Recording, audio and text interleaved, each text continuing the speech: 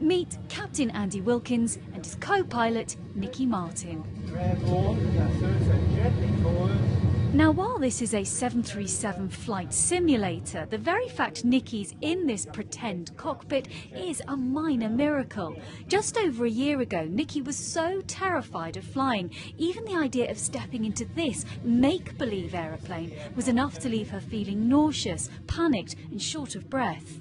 The worst part was departure lounge. Once we got in there and I knew that was it and we were getting on the plane, I'd feel really hyper aware of everything and very anxious and preoccupied and feeling sick, and that wouldn't stop till I was off the aeroplane at the other end.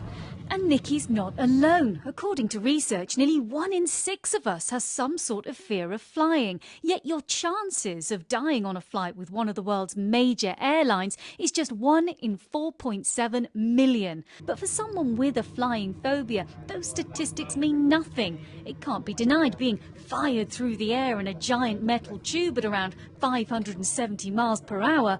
Well, it's not natural, is it? But someone who's successfully wrestled with that fear on this course is Ali. She'd given up flying altogether and at first was even terrified of this replica passenger cabin. It would start a week before I went flying anywhere and I'd stop sleeping, and the anxiety would just crank up day by day until you got to the airport where it got worse.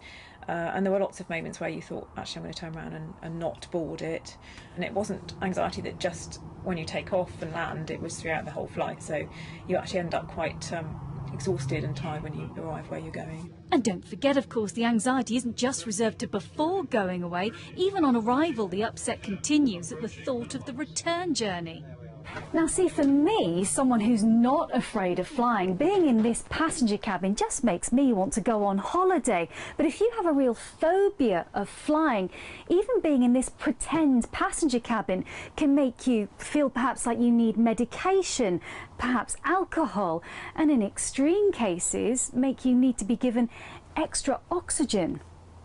After years of seeing passengers with flying phobias, former airline pilot Andy set up this business in Chudley to help people.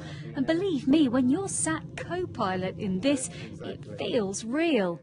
What the course does is it actually shows that with me touching one button and them being told at certain stages to do things, they can get an aircraft all the way from London Heathrow to Manchester on their own. What we say to them when we've landed on the other end is actually, if you look at some of the films like Snake on the Plane and things like this, that actually if aliens took both the pilots away, they would be the best person to take the aircraft down. Because as long as the autopilot's in, it would happen. Now, it's never happened in history because pilots are very healthy. There's 2 of us for exactly that reason, but it's only happens in films. But what we're doing there is actually giving them the confidence. And while neither Nicky or Ali would say they now love flying, they say nothing now will stop them. And who knows, if their pilot should need assistance, ironically, who better now to call on than them? Claire Manning, ITV News, Chudley.